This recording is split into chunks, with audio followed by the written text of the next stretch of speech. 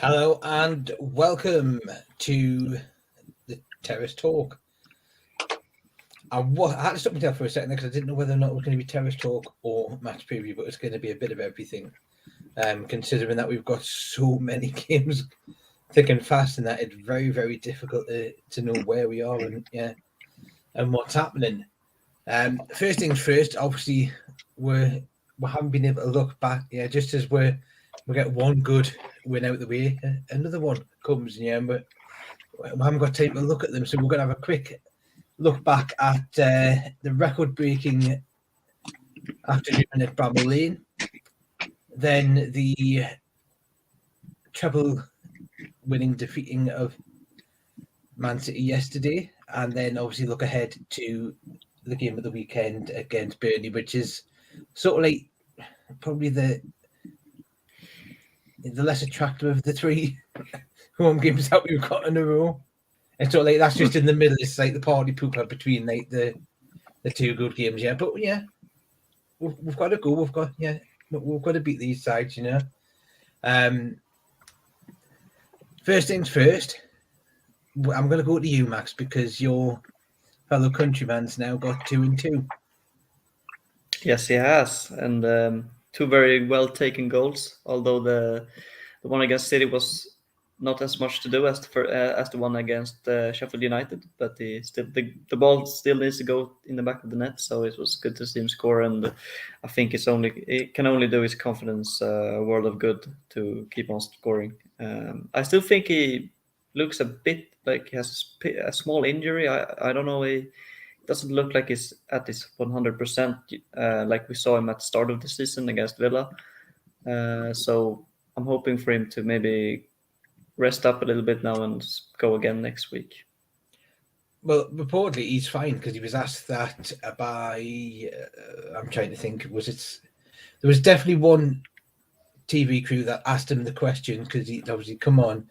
Because obviously he'd come up with an injury and he was asked the question about if he's okay, and he says, "Yeah, I think I'm fine."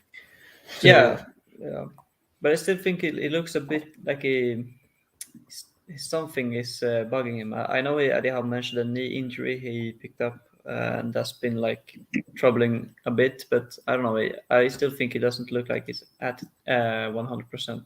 But we'll see. Well, maybe it's just you stalking him. That's what's bugging him. Yeah, I'm over analyzing his movement. Exactly. Obviously, Black Mamba UK have had excellent results in the last 4 days. Sheffield United never gets tiring to watch. I agree, although watching it live, I did sort of like get a little bit bored with scoring that many goals. We've scored 6. I'm getting a bit bored. Yeah. All youngsters looking good. I will come on to that one with that one there. And obviously with the return of Big Joe Linton last night, again, back to his best, but we'll get on to that one. We've looked at the Sheffield United game, and then obviously Willock is meant to be back in training as well there. So things seem to be looking up.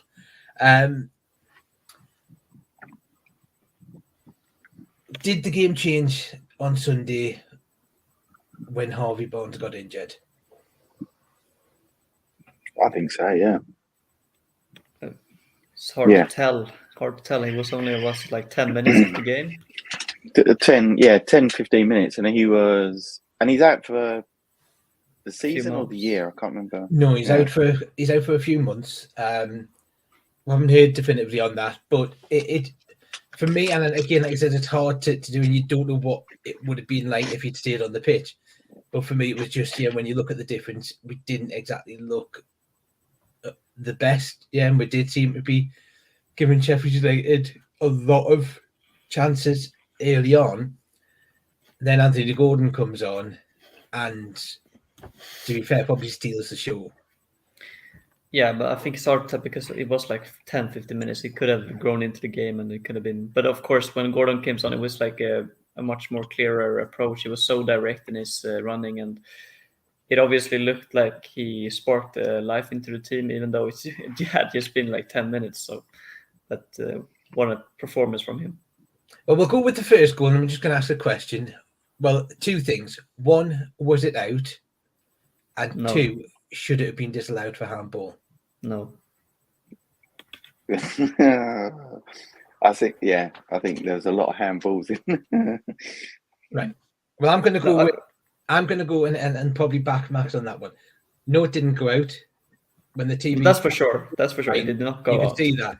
With regards to handball, one, in terms of the laws of the game, he wasn't the person who scored, so therefore that aspect of it means that it doesn't automatically get ruled out. It would only get ruled out if there was a deliberate act of him going to direct the ball. He didn't do that. It knocked up on his hand.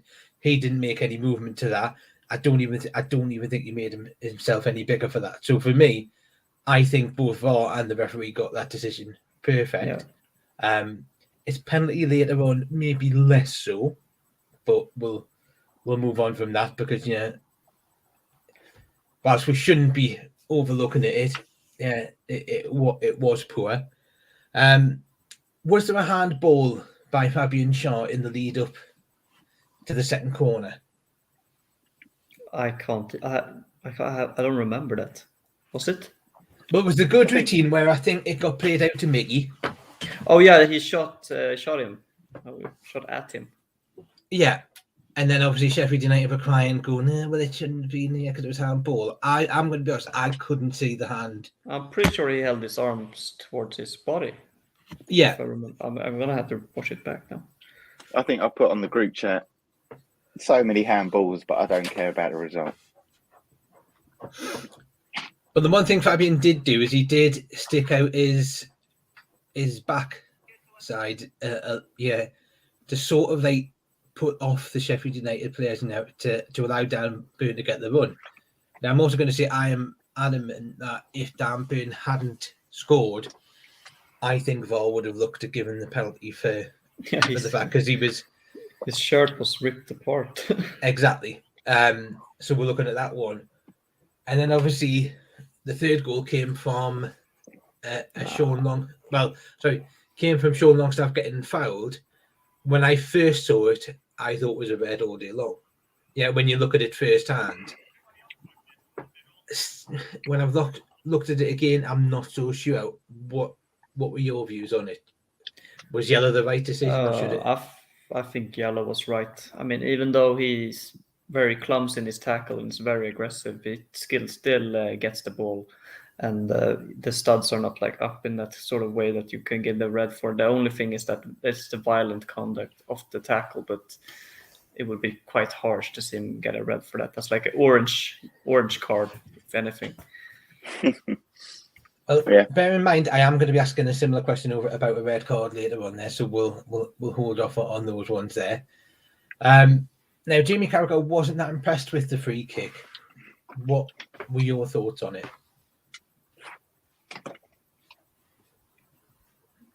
If you can't remember because there's been that many goals, that was the free kick that led to Botman scoring. Did he criticize it? Yeah. For the defending of it, or? No, he said it wasn't a good free kick. Well, that's just stupid. Or what? So which my argument is, did it get to where it needed to be? Yes. Did it go in the back of the net? Yes. Yes. What does it mean? It's not good. I think, it's one of those ones where I just think he might be getting a little bit nervous now at the fact that Newcastle seem to be picking up form at the right time. And he maybe doesn't like that. So if we were going at 3-0 up, I'm going to ask you a question. At half time, 3-0 up, did you believe that the game was won already? Yeah. And 100%, yeah. Yeah, 100%. None is panicking that one might throw it away like Newcastle do? No. No way. Like, if you... Yeah, the first half, it was nailed on. It's just whether or not it would have been 8-0 or 3-0 or... Yeah. Well, your prediction was wrong, Duncan. What did I say? 5-0? I think you said 3-0. Did I? At half time. He didn't say that, but... Well, I predicted 8-0 win, so I'm right. Well, you didn't come on to do that, though. But how do you know I did not say it? Now, obviously, the fourth goal came from what I would probably say is probably the best bit of play that we did, which was I don't remember the goals. it was the pass out to Trippier. Trippier, Oh yeah, that was great. yeah, I love that goal. That just was my sort of like favorite also. it was like a smooth pass into the box, and then Wilson just put the header in. Which I'm glad that Wilson got the goal because he had missed a couple of chances, and I just think it was something that he needed to do. He needed to get a goal in that game, just for his confidence. Horrible defending again, though. Sheffield United was Well, yeah, shit show of a defense, to be honest. And exactly just as the first goal seemed to be running here, Dan Burns' first goal of the season. I think Sean Longstaff's first goal of the season. It was a good confidence boost for every 8 players. Sven Botman's first goal since joining, and then obviously for the fifth goal, Anthony Gordon, which makes probably one of the pick of the goals, because it was a beautiful finish by him, and I think his play deserved a goal because he was absolutely outstanding. He's doing really well at the minute, really well. I know some people didn't rate him last season. I don't know. Yeah, I wonder who would have said that. Yeah, he's doing really well. The tackles, and it's a bit of a shit about Harvey Barnes, but it gives Gordon absolute nailed on starting every game now. No, I agree. He didn't start last night, but yeah, every game. I was just sad not to see Anderson score that. I really hoped he would get a goal because it was like if it's any game he would get one, it was that one.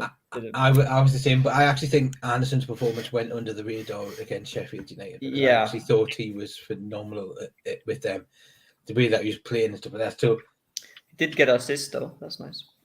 Yeah, which was nice. Obviously for the sixth goal, Miggy got in on the act, which I think was great for him, just because it gets him scoring again, and that gets the confidence boost up. Yeah, you're going to need to watch the highlights again because you're forgetting them, aren't you? Yeah, I'm trying to count in which order they came. It was a ball through the middle. It went straight in, and then Miggy just sort of hit it across the keeper into the back of the net.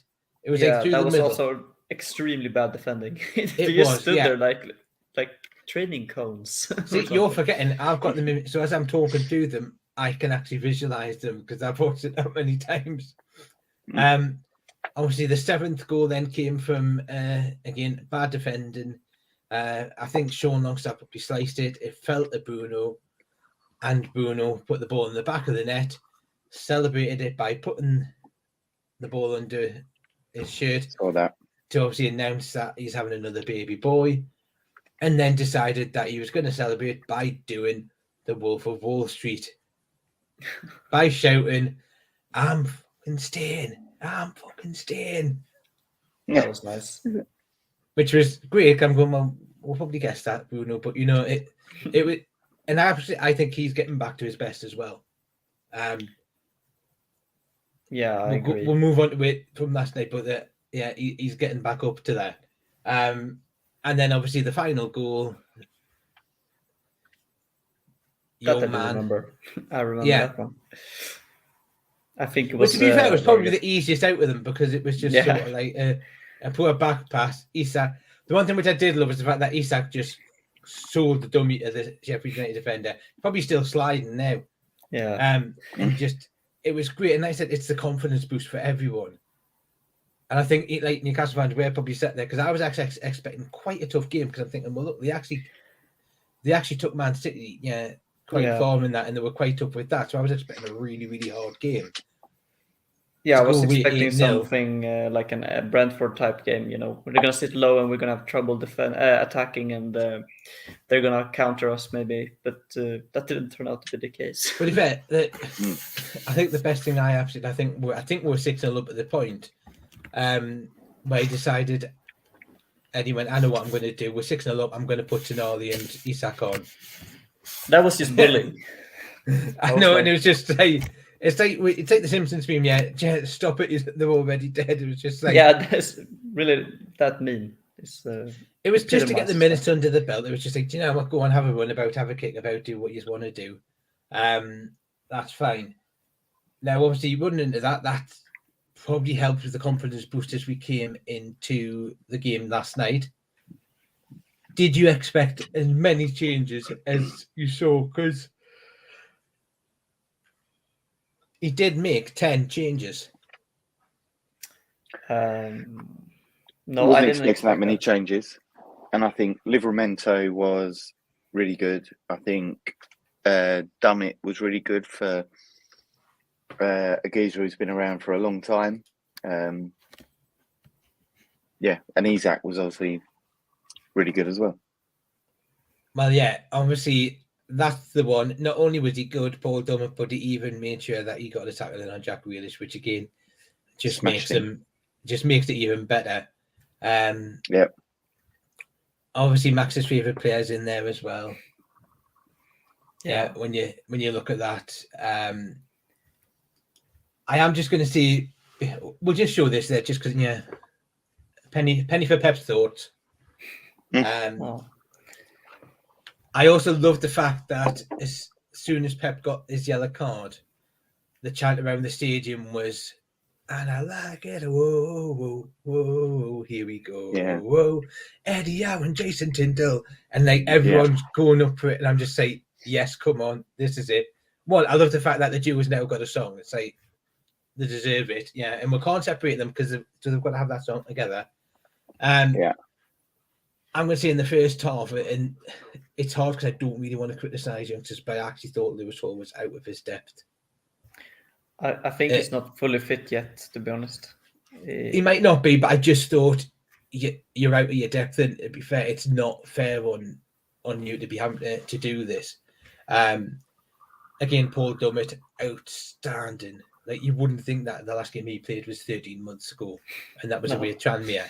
He was absolutely outstanding. Again, and big up to Jamal Lascelles, because he was immense as well at the back. Yeah, but even Matt Target. Yeah, if we're going to give honourable mention to, because I think Matt Target actually did decent at left back, and probably one of the better games I've seen him play for a long, long time. Yeah, and he's probably someone where we're going to over criticising him, but I think he showed that that's why he's behind Dan Burn in the left back slot at the minute instead of ahead of Lewis Hall.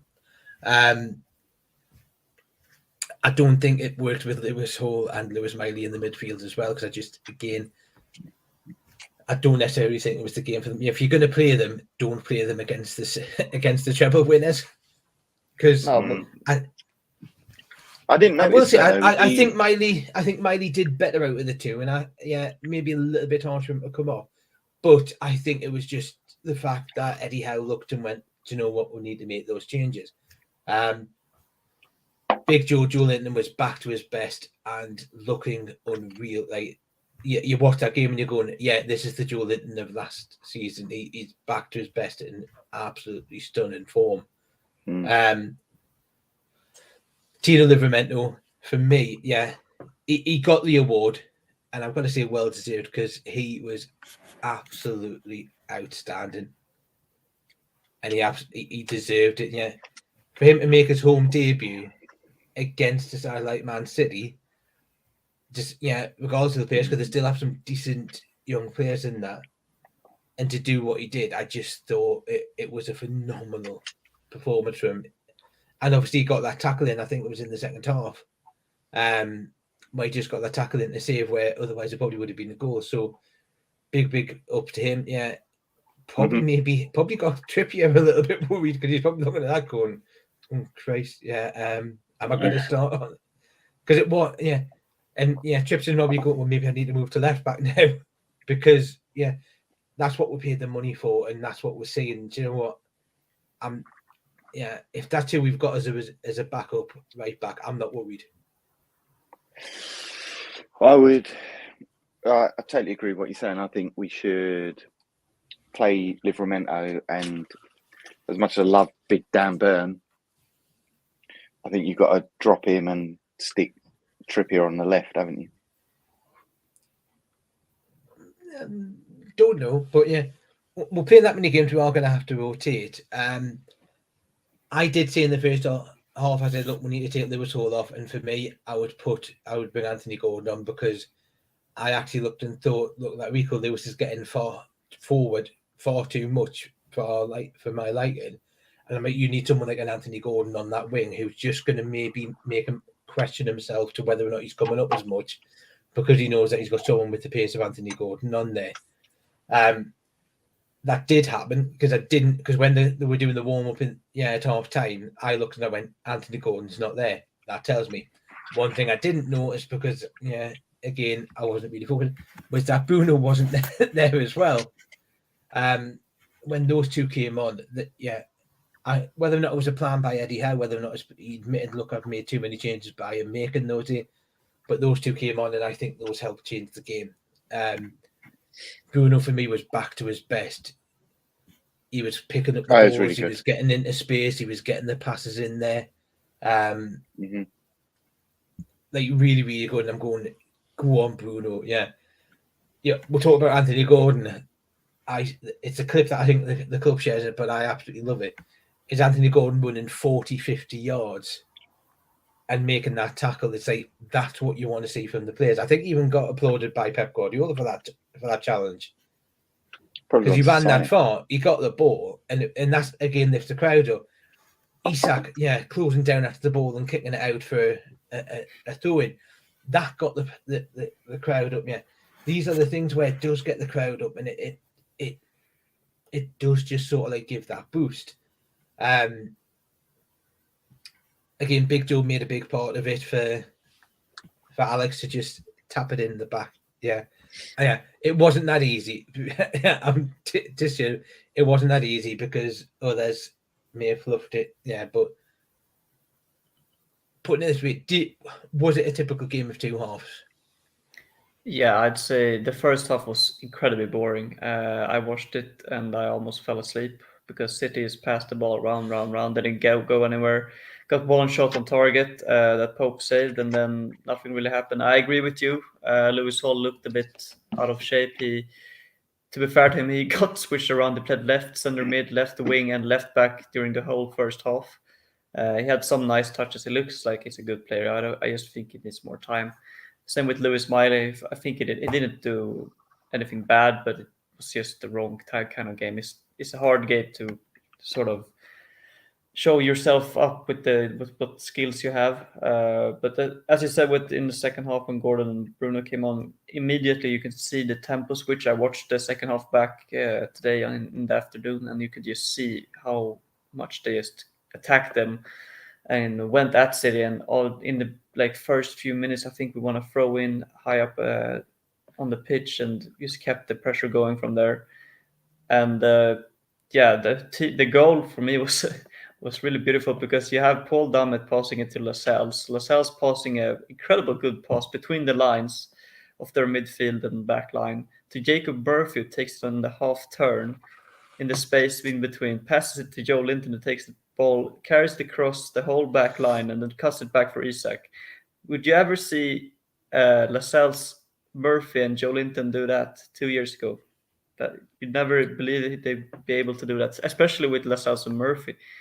But also Joe Linton. So that for me was quite beautiful to see, because then you can see how much Eddie Howe's coaching has improved these players. So Well, exactly. The fact that Paul Dummett's now looking like a hell of a centre back, and probably someone where you've looked at and went, actually, do you know what? We've probably got a decent backup in that, and probably everyone questioned why if we're giving Paul Dummett a contract extension. I think that's just showing it. It was really, really good. I said at the beginning of the season when people were questioning, I went, look, he had a really, really good game in the second game when it was him and Lascelles in the back two against, can't remember who were playing, but in the second team that were playing the Cellar Cup, and they were actually really, really good. And I went, this is why. Lascelles, again, probably didn't get as much attention or praise because of what Paul Dummett was doing. But he was still decent, and like you said, for him to do the pass that he did, maybe he's been taking lessons from Fabian. I thought it was just as good as Dummett. They were. I didn't think any of them stood out more than the other. They were equally good, and the only one who outshined them was Tino Livramento. So agree. Just going off that, the stats last night, Man City had 67% of the possession, Yeah, it felt They like managed that. 10 shots, but only 2 of those were on target. Newcastle managed 7 shots, of which 4 of those were off target. We only had Yeah. 339 passes to Man City 709. I did forget we had that Murphy opportunity in the first half, which could have been a goal if he'd just been slightly more clinical. Yeah. Yeah, but it's just one of those ones where, whilst I don't want to bring a downer onto the game, but you look at it and go, look, if Pep really did want to win this game, he had Erling Haaland on the bench. Yeah, I think he could have turned the game on his head if he wanted to, but I mean, you gotta trust the players you select before the game, and I think he did that almost. So, as much as Eddie Howe did, also. Well, I think that's what's been forgetting. Everyone's going, oh, well, Man City played a rotated side. Yeah, so did we. Yeah, exactly. That's a good point. Sean Longstaff wasn't even in the squad. Neither was Dan Burn. Neither was Callum Wilson. So yeah, you look at that and you're going, we've rested players. Yeah. So it's just those things when you look at that and If you look at their lineup, they have Jack Grealish, who's apparently worth £100 million, and you have a World Cup winner in Julian Alvarez. You have a bronze medal World Cup medalist in the Kovacic. You have the whole back line was like their you first then team had back line. So Rico Lewison, but you had Akanji, except you had, him, but Ake, was it Guardiola, Ake. That's and then it's only and then, Kyle Walker is missing from that. Maybe Ruben Diaz Stones, but I mean these are not. I mean Guardiola is the most expensive defender in the world, so. Yeah, so yeah, you do look at that. Obviously the draw wasn't what we wanted, but we've just got to beat who we can't to progress. I wanted. I was looking at that draw. I wanted Arsenal, West Ham, or Ipswich away. You got Manchester United. Yeah. But the fact is, we've got to beat these sides if we want to win it. So yeah, if we get them out early on, then it might mean in the later round, we might not be facing as strong a team. They're saying on TalkSport this morning, Alan Brazil and Ali McCoist, that we're favourites now. What? I think Liverpool are back in terms of the bookies. I think Liverpool's probably favourites. But you know what? We've knocked one Manchester side out. We'll go to Old Trafford and we'll knock the other one out. Yeah. Yeah, to be honest, Manchester United right now are not the most intimidating team to face. Even though they still have a really good team and good quality players, as a collective, they're still. To me, getting Man U keeps you on your toes to beat them at Old Trafford. We've had previous records. We broke under Eddie. Make it one more. Well, that's the thing. We didn't really have the best of records against Man City, and we'll beat them. So bring it on. Like I said, yeah, we've got to do that. And like I said, if we're going to be playing these sides like AC Milan, like PSG, obviously Man City, Man U, it's something that we need to do. Just remember, we went to the Etihad and just lost 1-0. Yeah. So 100%. Let's not look at it as a bad thing. What we'll do now is we'll just move quickly on to a brief look at obviously the game on Saturday, which is sort of like the party pooper. Obviously at home, and it's Burnley, led under the managership of Vincent Kompany. Obviously, had a very, very easy tie in the Carabao Cup because they were away to Salford.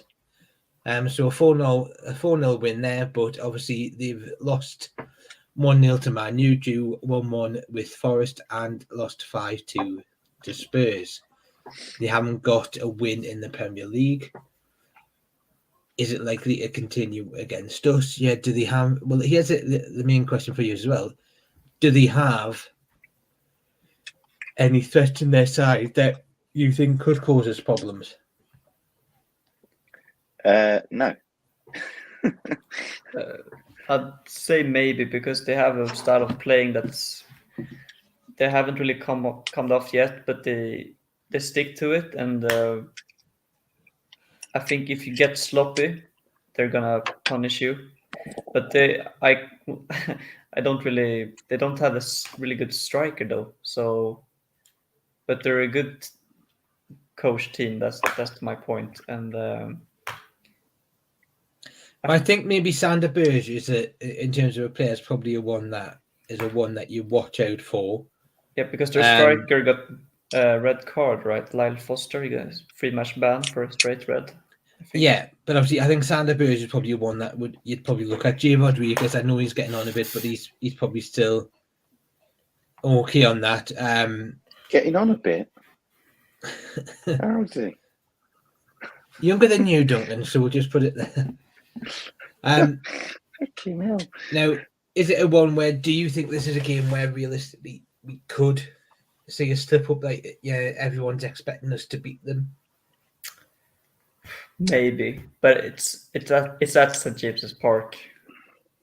We've just come from like 2 or 3 really good results.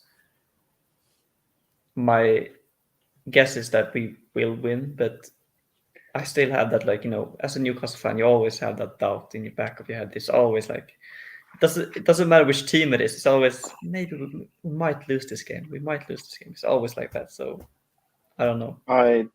I'm going to stick my score prediction at like 3-4-0. Fair enough. So, yeah, I'll be up for the game. Hopefully be in the director's box. But, yeah, I think easy win. Business as usual. I think that as well, but you never know. These kind of games,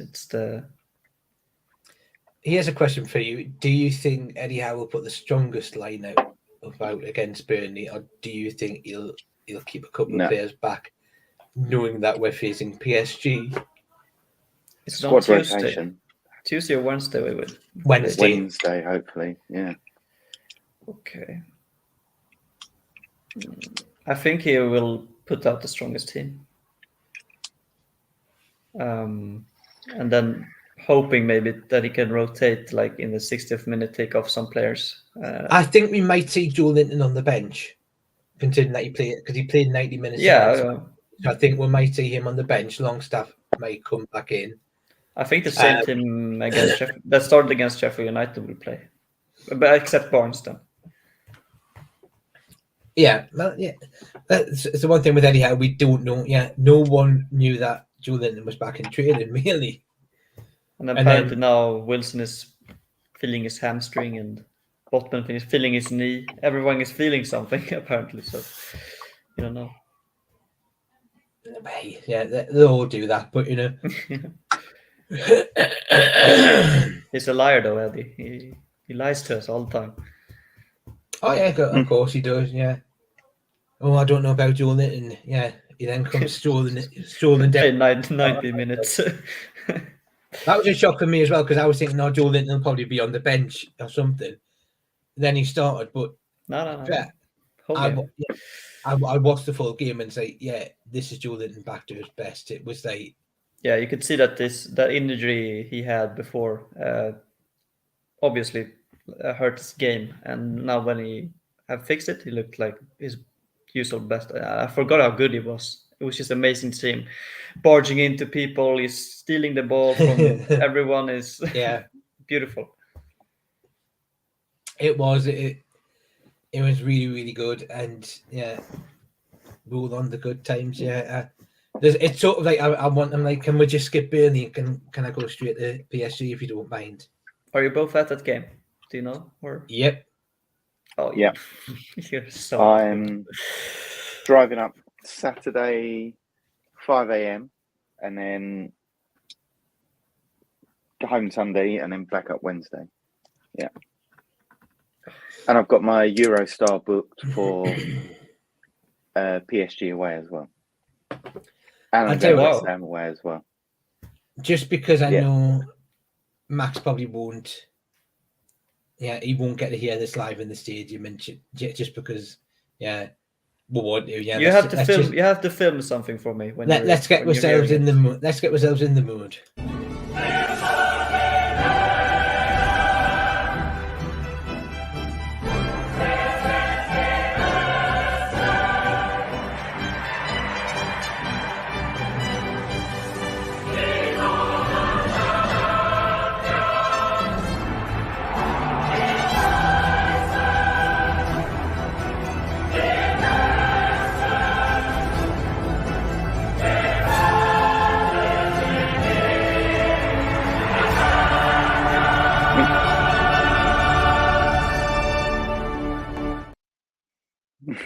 Great. Now I'm crying.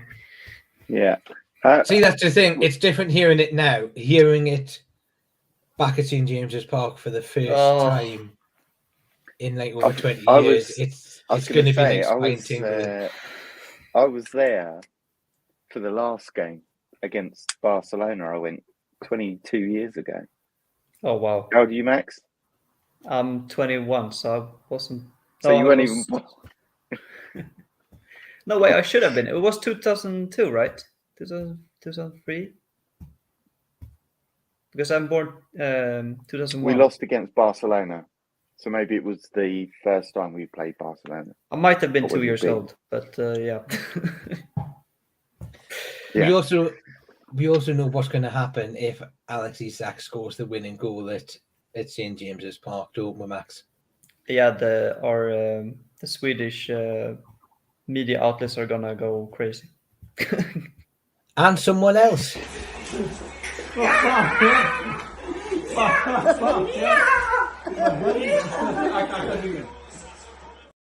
Well, unfortunately, I don't have my big brother here, so I'm gonna have to, I don't know, jump out the window or something. Yeah. But depending on how high up it is, yeah, we may not be doing that. Yeah, maybe not. I'd probably break a leg or something. I just have to, I don't know. Well, let's see if he scores first of all. That's the main part. Well, Black Mama said he was 15 when we were last in the Champions League. Well, which year was it? Which year was it last time? I think the last season we were in the Champions League was that 2003, 2004. Yeah, so I believe I would be 2 years old. At that time. Yeah, I was at the group game when we had Barcelona, Inter Milan. Can't remember the third team, but yeah, I was up in the Gallagate, virtually sitting in the same seat that we sit in now, Mark. Yeah. Well, I remember the last game that I can remember going to was the Juventus game where Andy Griffin scored the winner. Yeah. And I was actually in the Milburn stand when I was actually in the seat in the Milburn stand where the press box is now. Yeah, that just shows how old it is. Because I remember back in the days when the press box was fan seating, because the director's box wasn't as big because there wasn't as many people wanting the posh seats. Yeah. Yeah. So we've had no point asking for Duncan's prediction because he's already done it. We'll go with yours, Max. Against Burnley. Yeah, that's the next game. Yeah, sorry, I'm thinking ahead to PSG now. Burnley. I'd say 3-1 win to Newcastle. What, so Nick Pope's not going to keep a? I think they're gonna get some like weird shit goal, and this is gonna be like that. But yeah, 3-1 to us. Stick a couple of kroner on it. Oh, I'd bet 5 krona. What's that like? Yeah, I'm a poor student now. I can't bet so much money. Well, what we'll do is we'll wrap that up just because it's been quite a hectic one where we've been looking at the previous 2 games and obviously this one coming up. I am looking at getting another match preview out for the PSG game, so watch out for that one. But what we'll say is good night and fingers crossed for the weekend. Oh, who's got the music playing? Sorry, it's just my PlayStation. Oh, look at that! Yeah, he's not even. Haven't even said goodbye. And he's like, right, I'm getting the PlayStation loaded up. Yeah, Oh, sorry. don't worry. We know where your loyalties lie. You know, that's right. I'm sorry. I didn't know it was so loud. Yeah. So right, we'll say good night and see you next week.